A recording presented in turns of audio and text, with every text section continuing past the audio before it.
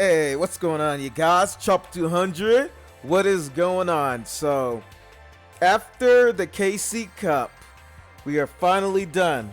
Probably one of the hardest KC Cups in the history of Duel Links. We are now beginning an era of OTKing, first, second turn, surviving first turn, coming back and OTKing your opponent or keeping them from making a play. So, yes, we're in more of a sack meta than we were last KC. I think the last KC Cup was more of a you go first, you make sure your opponent can't do anything, and then you sack them, or at least you do enough damage to where they can't do anything again. So, it was still a sack meta last KC Cup, but it's even more the case now since the introduction of heroes, Thunder Dragons, and my favorite, Dragoonities. But yeah, so I got the 53k. I got the 53k. The highest I got to was 60k before I dropped down. So, you know, I did do a very good job. I noticed a lot of things wrong. I've talked to the community in the Twitch. I know most of y'all who's watching this have seen me on Twitch. We've had conversations about it. So this is my thoughts and predictions on what Konami is going to do for the ban list. So let's get started. Okay, so we got the obvious one. Okay, we got the obvious one. Let's get it out the way. No mortal can resist. This was all over the KC Cup. People were using it to completely turn their whole graveyard into Skull Servants, completely annihilating the cards that they just put in the graveyard to set up. Very easy activate with just losing 1,000 life points via a Cyclone, or letting your opponent attack, maybe using a Kite Roid or something like that, letting them attack, manipulating life points so they could be able to use this skill on them. Very broken skill, very degenerate. People have won games with just this skill, but for those who don't know, I'm going to read it out to you. So it can be used when your life points are at least 1,000 less than your opponent's. All monsters in the opponent's graveyards changes to Skull Servants, and it gives you the stats for them. This skill can only be used once per turn. Okay, so now we're gonna read my revision of it. So here's my revision of it to where I think to the direction I think Konami is gonna go with this skill when they nerf it. Can be used when your life points are at least 1,000 less than your opponent's. All monsters in the opponent's graveyard changes to Skull Servants. This skill can only be used once per duel. I probably should have put duel in bold just so y'all can recognize the difference, but I think the direction Konami's going to go, they're going to kind of treat it like sealed tombs, kind of make them equal to each other. They just have different effects at the end of it, but I think they're going to make New Mortal, you can only activate it once and only once. So I think they're going to make it to where it's still going to be 1,000 less, but they can only activate it once and they can't activate it anymore. So it'd be a one-trick skill. If you miss it and your opponent comes back on you, start stacking their grave again, well, now you're out of luck because now you don't have a skill to defend against. So people are going to have to play more strategically. They can't just go all in. I think that will be a boost. Another direction with this skill I also can see happening is they increase the requirement cost to, like, let's say 1,500, to where your opponent, now you just can't Cyclone and then no mortal can resist. You're gonna have to do something. You're gonna have to either take some damage before you activate it and then do your turn, especially with the prevalence with hand traps. So I definitely see that being a possibility as well, because no mortal can resist can be used. It doesn't have to be used on the first turn. I think no mortal can be used a little bit more strategically than sealed tombs, due to the fact that you don't have to use it first turn. And sealed tombs, a lot of the times how sealed tombs gets the win from the last KC Cup was you were able to use it on your first turn, then your opponent could make a play and then you come back with the sack. With no mortal, you couldn't do that. So, you know, because your opponent didn't have nothing in the graveyard, especially if you went first. So, you know, that was also a thing you had to worry about. Make sure you drew into protection and stuff like that, so you could be able to actually activate no mortal when you could, especially if you went first with the skill. So light point requirement would also be useful here, as well, because it takes a little bit more than just activating Cyclone, which does change how you play the skill and what cards you put in your deck. So yeah, no more can resist. Obvious. Transcendent Crystals. So I've heard a lot of controversy surrounding this skill, mainly due to the reasoning behind people wanting this Transcendent Crystals skill to be nerfed. Would be it's not used to. Sorry, I am messing this up. It is not being used as intended. So the dominant skill for this, the dominant deck for this skill is Crystrons. So Transcendent Crystals plays with Crystrons, top tier with Crystrons.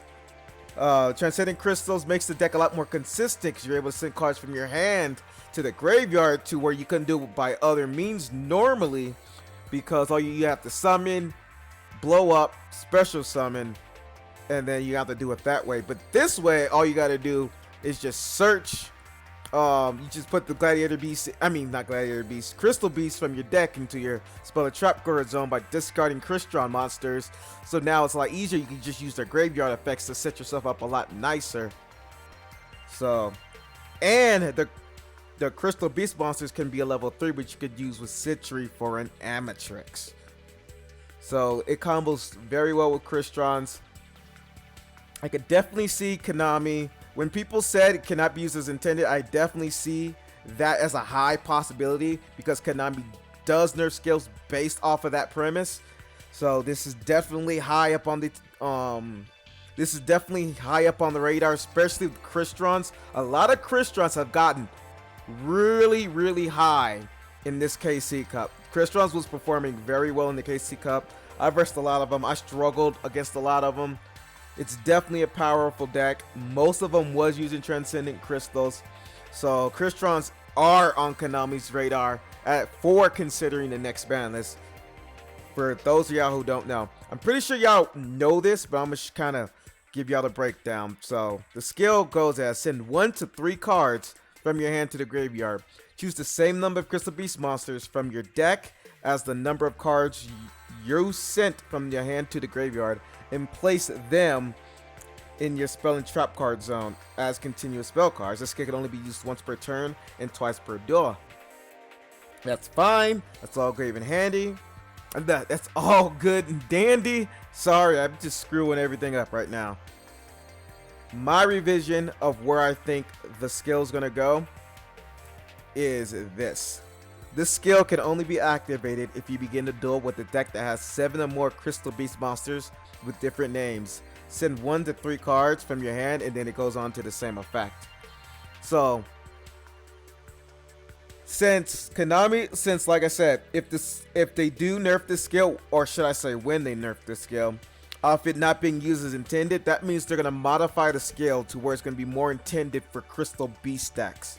So the only way, they're going to have to put a requirement on it so you're playing with more Crystal Beasts, so you're less likely to play with other decks, unless you want it to be very inconsistent. So the only way I think the best way to do this is to have 7 or more Crystal Beasts, because I think we have 7 or more Crystal Beast monsters with different names. This causes them to play a type of, because I know Rainbow Dragon needs a summoning condition of 7 Crystal Beast monsters with different names in the grave and in the Spell and Trap Card zone. So this will help, so this kind of would signify we're using this for Crystal Beasts. So if you're going to do it, you're going to have to build a deck with Crystal Beasts in your deck, and your deck's not going to be good or consistent if you don't run this amount of if you're not running it as a Crystal Beast deck.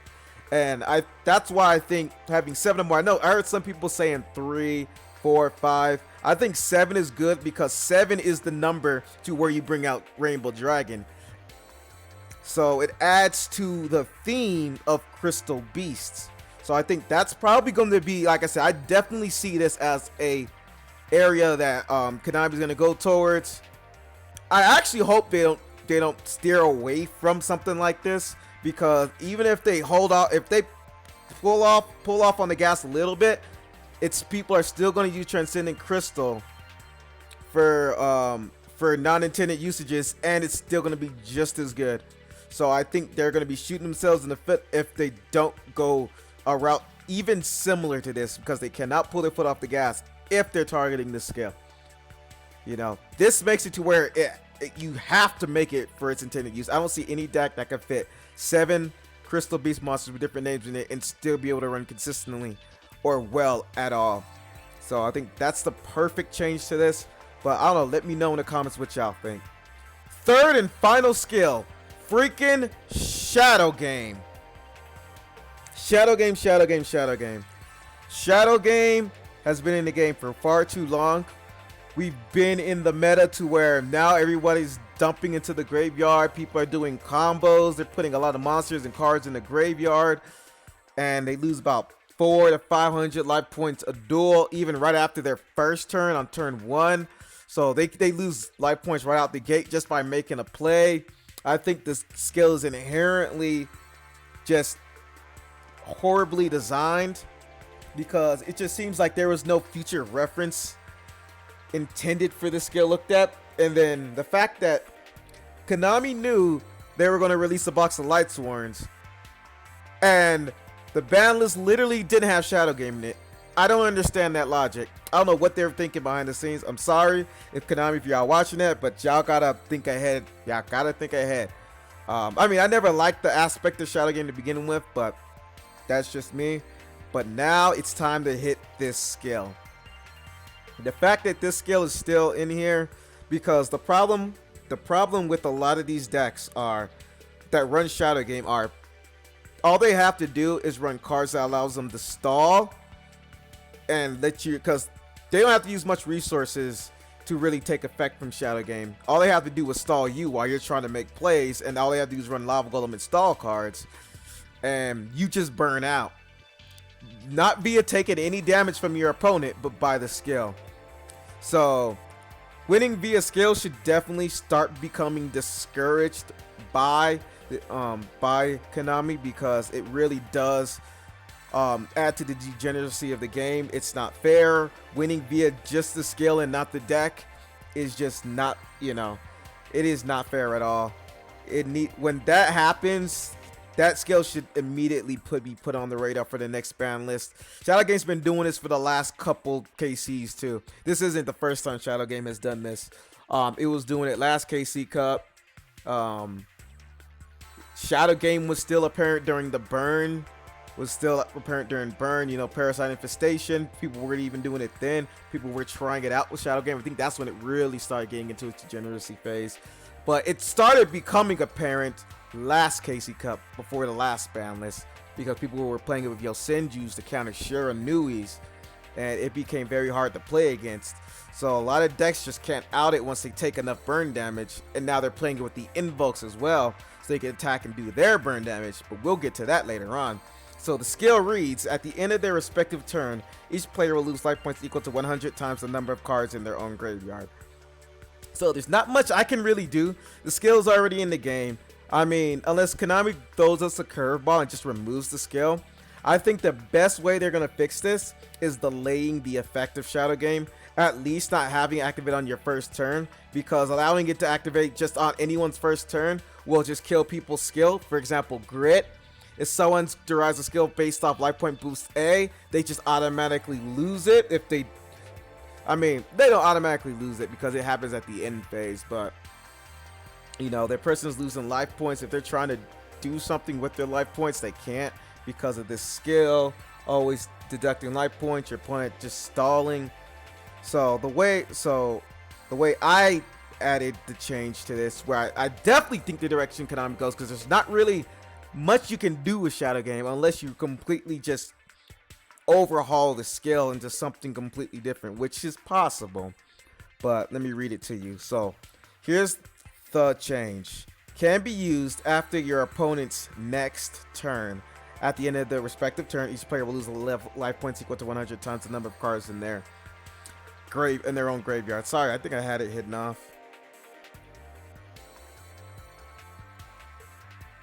Yeah, there we go. In their own graveyard. So we need the delay. At least gives I think this would be good because this will at least allow the opponent to set up a board before they take burn damage. So it may not even be after your opponent's next turn, maybe after your next turn if you go second or something like that. I think Shadow Game needs a delay of about 2, 3, 4 turns before it goes off. I think that's what's going to be needed for Shadow Game, so people aren't taking burn immediately, and it gives the opponent time to actually deal with all the stall that the opponent's going to play, and without taking burn damage. So I think that would be fair. But yeah, Shadow Game is a really, it's just not. It's promoting cancer decks. It's promoting burn. It's promoting non-interaction. Very, very just bad design skill. I just, I understand burn, but burn with the cards because you can't even counter this skill. It's burn. It's a skill that burns you. All you have to do is sit there while your opponent tries to set up their graveyard, which they have to make a play. But we're on to the cards now. I know y'all are excited about this. So the first things we're gonna talk about are Floodgate and Invoked Purgatrio. So we got the new limited 3 ban list, last ban list, and it featured URs on it, which is revolutionary for this game because we never thought URs would ever get put on a ban list. But now Konami says, screw that, some of these cards are just too broken for the game. Well, now we found 2 more for you, Konami. I think they're going to hit Floodgate and Purgatrio. I really do think Konami's going to hit Floodgate because Floodgate has been in the meta for so long. It causes fields to be locked, and it causes people to just sit there and not do anything while you have to somehow play around that. So, I mean, people have played around Floodgate, but it's been in around the meta too long. People need to use other traps. It's been widely used. I think that's gonna be the reason they normally talk about Floodgate. My 2 cents on it is it'll be good because, I like to, I think it'd be fair that I could actually flip my monster face up and my opponent to, not let my opponent keep setting up on me while I have a flip down monster or 2 flip down monsters and I can't do anything while they just set up an OTK over just 2 floodgates. You know what I mean? So I think it will help against some decks when they put more of these on the ban list. More of these URs on the ban list as limited 3. It would reduce them from playing Floodgate a lot. So that would definitely help for future use. Invoked Purgatrio. So most of us agree that it's a very, very high chance that they're going to hit Invoked Purgatrio. Hitting it to limit, we're going to hit it to limit 3. Invokes have been in the game since September. They have been in meta in many forms. Silent Magician, Concentrating Current. Credit to me, sorry. Neos. They're mixing it with Neos and using Invoker Alistair on Neos to boost it up. Third one, they were using Alistair. It was like what? Invoked OTK with Black Rose and then Magellanica for 4k damage. They were doing that. They were running a whole bunch of stall cards just to make sure they were able to get the combo off. Kite Roid with Invocation. So they were just doing Kite Roid, destroying, adding Kite from the deck to the hand. This was when you could run 3. You could be able to run as much Magellanica as you want. Tretch, Econ. The deck was so busted. I think they were even able to run Concentrating Current if they wanted to. They were able to run True Nade if they wanted to. So that was another deck. And then finally, Element Sabers. That's 5 decks that were top tier with Alistair in the last, October, November, December, January, February, March, April. In the last 7 months. 5 meta decks from Alistair in the last 7 months, guys. I think it's time for Invokes to start getting heavy hits, like not light taps, more heavy hits, so we don't have to wait on another ban list before the hit gets made. But I think Konami's catching on to it, especially after this KC Cup. Once they start seeing the results, the top decks, how they're played, the strategies, once they start to see, they're going to start seeing there's a really big problem with Alistair being in the game right now. And they're going to have to make important steps to allow other decks to come into woodwork and not let Alistair just downpour all these decks. Because honestly, a lot of Alistair decks are really adding less value, and it will probably continue to add less value onto other decks because on how busted it is, unless you can combine Alistair with them. But yeah, Purgatrio OTKs way too much. They need to do something about this card. It was a mistake bringing it into the game. I don't think they tested or anything like that, because this would also be good with Floodgate. Your opponent can't use Floodgate. Keep your monsters face down and wait on Purgatrio. So I think hitting both of these would be very useful. I think this is just going to be the main route they're going to go to. This will be probably, like I said, I think this will be the main route they will go to. But remember, as I say that, because there's one other option that I will present to y'all as well. But yeah, y'all know Purgatrio OTK, flip face down or stall until they Purgatrio OTK. The card needs to be hit. Cybernetic Overflow. I know some people are probably going to disagree with this one. I 100% agree that they're going to go after Cybernetic Overflow. Cyber Dragons is played a lot in the meta. It OTKs very easily. They're noticing how broken Overflow is in Cyber Dragons, especially when they go first. You know, it's pretty much kind of like Dark Magician set up going first. You try to make a move, they get rid of your move, then they go for OTK next turn. And there's just not much you can do. But that's not the reason this card is the 2. All those help, but the main reason this deck should go to 2, this card should go to 2, is Concentrating Current. Concentrating Current. Cyber Dragon, and I've said this all the time, Cyber Dragons already have a win con. Don't add more to the win con. Don't give them more outs to our opponent trying to get out of that OTK sacky win con by adding something that makes it even harder for the opponent to get over.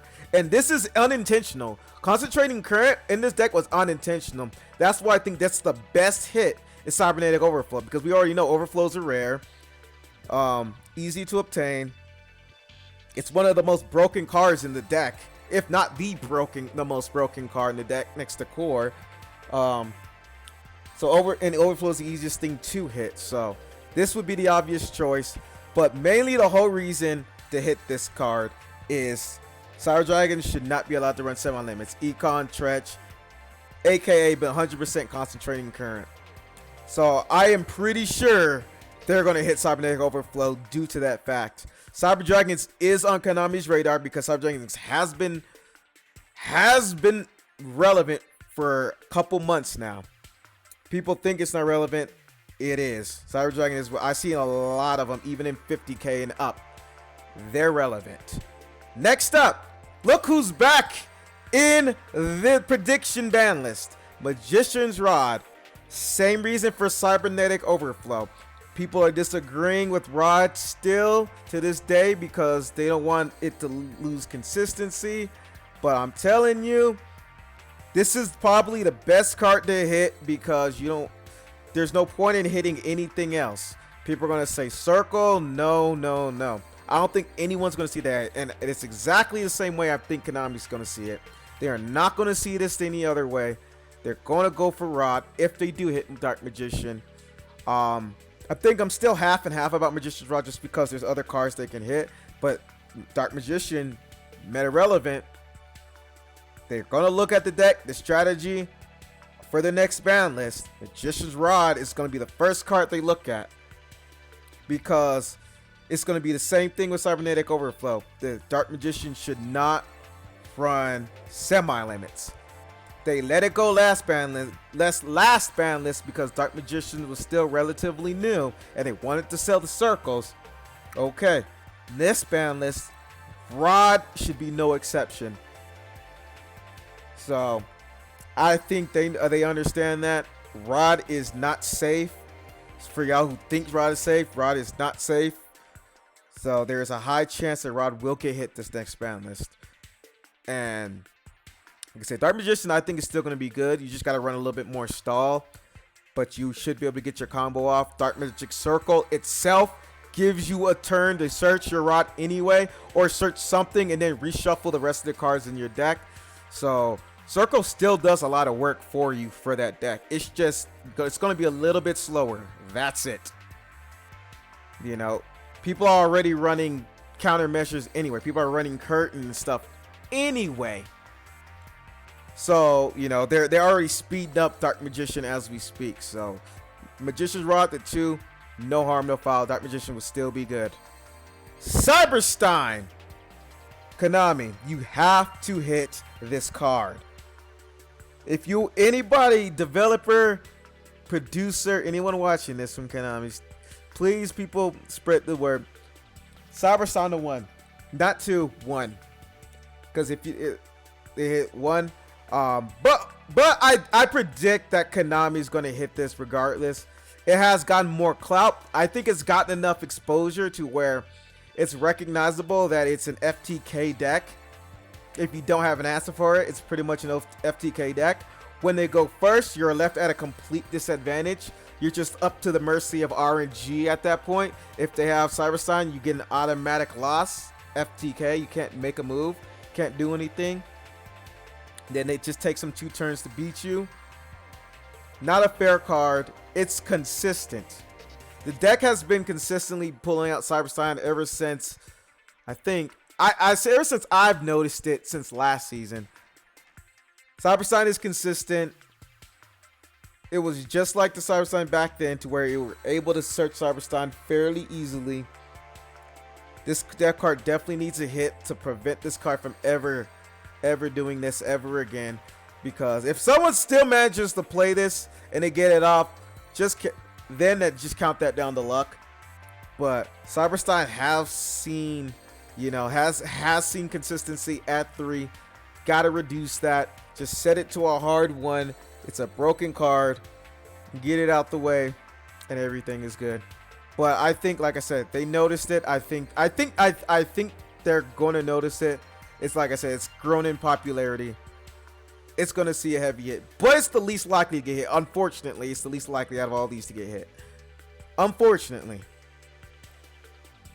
All right, so we got our own Konami curveballs. I forgot to put the scale here too. There's one scale I will say that might be it. So with Konami curveballs, what I mean by that are Konami can surprise us as well. Konami has surprised me quite a bit hitting certain cards. So now I'm gonna tell you kind of what I predict that could happen due to the state of the game and the balancing issues. So the first thing, remember when I was talking about Purgatrio earlier about floodgating or whatever, stalling until you get out Purgatrio and get out the OTK? Well, I could see Konami doing this as well, and I know a lot of people have said this as well. That's hitting Purgatrio to 3 and Floodgate to 3 are one thing. Now, what if they hit Invocation and Alistair to 3?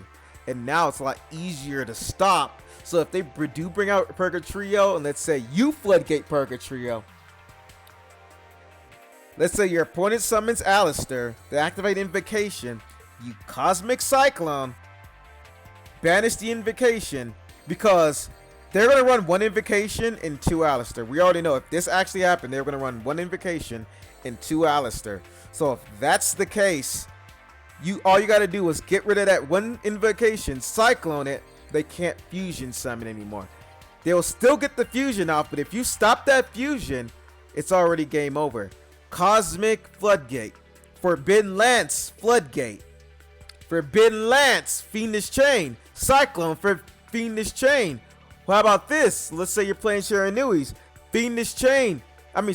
Cyclone Ballista Squad, Lance Ballista Squad, Lancia Ballista Squad, Lancia Floodgate, or Spear Karibo, Cosmic Cyclone, Lance, Spear Karibo. Or how about this? Econ, Cosmic Cyclone. Or what about this? Lancia, Econ. No more Alistair, you stopped OTK. easy, right? I know most decks have protection. This is the thing. I think that would be a good move. It would be a Konami curveball, which I think they're going to consider. A lot of people's been bringing it up. A lot of people has been bringing it up. I think this will come to their, like, I think this will be what they're going to consider as well. Because, like I said again, Alistair and Invocation have been the strategy that has made decks top tier for the last 7 months. They need to slow this deck down. They need to make it easier. And then, like I said, they need to make it to where more cards are viable to stop this fusion, to stop this crazy, insane recycling engine that they have going with just a 2-card combo on top of them playing back row like Lancia, Spear Karibos, Fiendish, all of that. Because it's just a 2-card combo to keep recycling into more fusions. And I think, like I said, I could definitely see that being a thing. It won't kill them. I know people are going to be scared. Oh, it's going to kill Alistair. Blah, blah. You may think it's going to kill him because now they have an easier out to your deck. Because you could easily search it. But the better out to the deck would be if they bring out Purgatrio. If you could stop it, you're good. Or you could Lancia. I mean, you could Lance an Alistair with Forbidden Lance, and they don't even bring it out, and they lose their Invocation. Now they can't fusion summon anymore, all because of 1 card. So if we don't know what cards we're gonna have for future releases, so we might have cards to even make it even worse on them. So this would effectively remove Alistair from top tier decks, at least for now, to let other decks shine. And I think the reason, and like I said, I think that'll be a big curveball that Konami's going to throw at us. And the reason behind that is it's been used, it's been prevalent in the meta for too long. It's been topping in the meta for too long. They want to completely slow this deck down. Element Savers, they're going to make Element Savers completely slow down, and they're going to allow other decks to come into play. Because we could all agree it's time for invokes to go. In general, the engine, it needs to go for now. You could still use it, but if they stop it, they stop it. And that's the point. You can still recycle all you want, but if they stop you once, and then Invocation's either in the graveyard and banished without you synchro summon, without you're able to recover, like I said, I think that allows other cards to be more viable to stop this recycling engine that Invocation has. On to the next one. So, before I go any deeper, I'm not saying all 3 of these cards are going to be hit at the same time. But we do have to look at Crystrons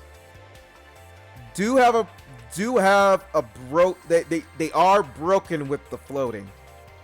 They're broken with the floating and not allowing you to attack when you special summon next turn. Those are 2 major things about Crystrons. Some of it's a good strat that makes Crystrons really good. But I think Konami, like I said, Konami hasn't hit Crystrons at all. They have not touched Crystrons at all. Crystrons have been fairly top tier, bouncing in and out. And Konami, it's been under Konami's radar. There hasn't been much talk about nerfing Crystrons. Throughout all the communities I've seen, there hasn't been much talk about nerfing Crystrons. That's what makes this a curveball. I think this ban list, Konami, I think there's a pretty good chance that Konami's going to hit Crystrons. I think they will hit Crystrons. I think Crystrons are now on their radar to be hit as well. Crystrons, they're very good on floating, and they're very good on resources. And to a lot of decks, it seems like you have to make them run out of all their resources just to beat them, which just seems a tad unfair for a lot of decks. And that's why it's top tier, because they just out-resource everybody inherently to the point where your opponent just can't do anything. and you still have resources left that you've recycled through the whole card combo. So I think to fix that problem would be to hit one of the cards that makes it consistent. And one of the main cards I think are either amateur. Well, let's start on Impact. So we know Impact's an SR. Impact is probably the money card, you know, because people run this card at 3. It's one of the money cards. But it's one of the most, it's probably the most broken card in the deck. People might disagree with me. I've seen it firsthand. Every deck I've played against Crystrons, Impact has been winning the games for them. Not Amatrix, not Smyger.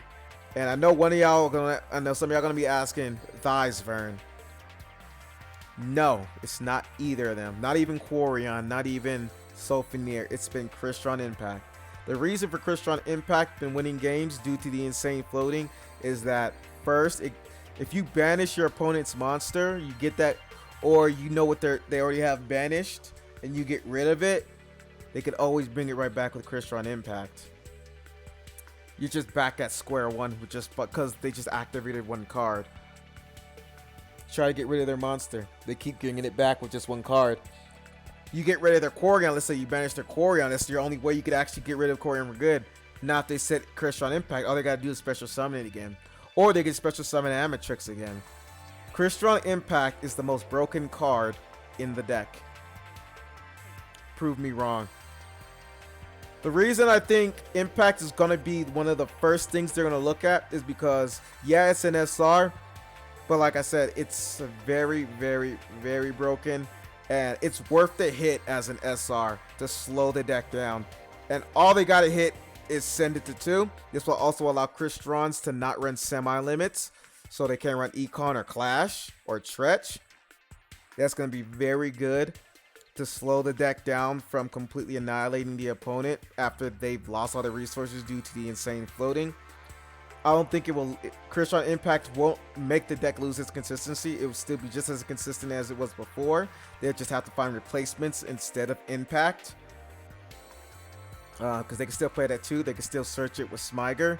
I think Crystrons are going to get a love tap this next ban list. I definitely see them, but they definitely need a love tap.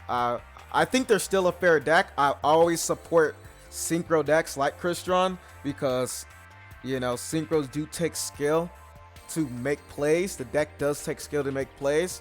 I don't get on anybody for winning with Crystrons or blowing someone out with Crystrons, but the problem is the floating in the stack.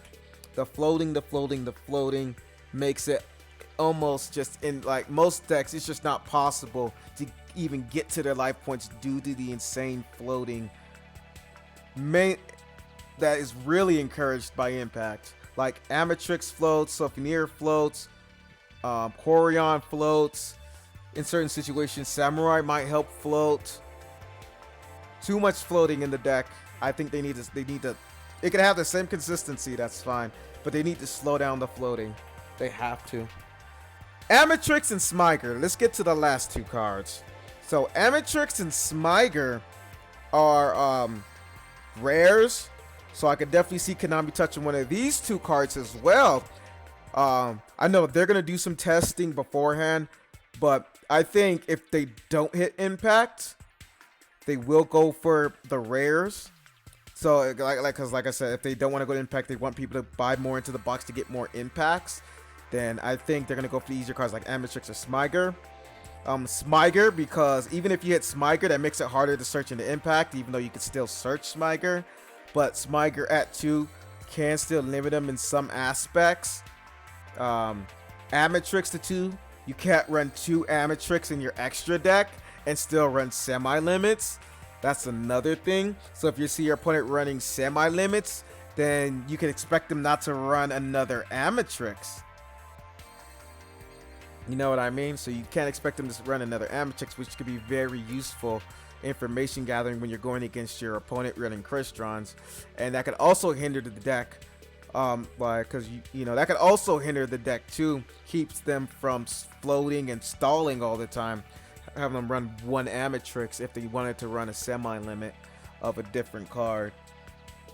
So, like I said, the floating has been the biggest problem with Crystrons that I've noticed, especially in the KC Cup. But other than that, I think the deck's totally fine. Like I said, Crystrons just need a love tap. They're good. But yeah, they're only going to hit one of these cards. They're not going to hit Theisvern, I'm pretty sure. That's definitely a money card, because you're going to want all three of that. They're definitely not going to hit Sophonir. These are going to be the 3 cards they're going to target. But yeah, hopefully y'all liked the review. Hopefully you got some info from it. I wish I could have went more in detail, but the video's already running long. Tell me what y'all think. We can have a discussion below. If you are going to have a discussion, don't tell me what you want to happen. Tell me the strategy behind it. Because every time I tell someone the strategy behind it, it happens just like the last ban list. And then I have to sit there and just be like, on my next stream, like, I was right again. Why do y'all keep denying it? Listen closely to what I say, guys. Listen closely to what I say. I know I will easily agree with you when you make sense, but you know, we can still have the conversation. Just like I said, keep biases away. I mean, I know I kind of put in my thoughts and bias on it, but I made sure it wasn't towards what my predictions will be, because these cards, I see it. I definitely see it being hit due to balancing issues. They've all been based upon balancing issues. That's how I base it all upon, is balancing issues. Nothing else. Not because I lose too much to them, nothing like that. These cards now, as it is now, are causing balancing issues. Not as bad as last KC Cup, but they're still causing it. Some more than others, and y'all already know what they are. But yeah, like I said, definitely give me what y'all, yeah, definitely tell me what y'all think down below, what other cards y'all think we might get hit. But yeah, hit you up on the next one. Chopper 200 signing out.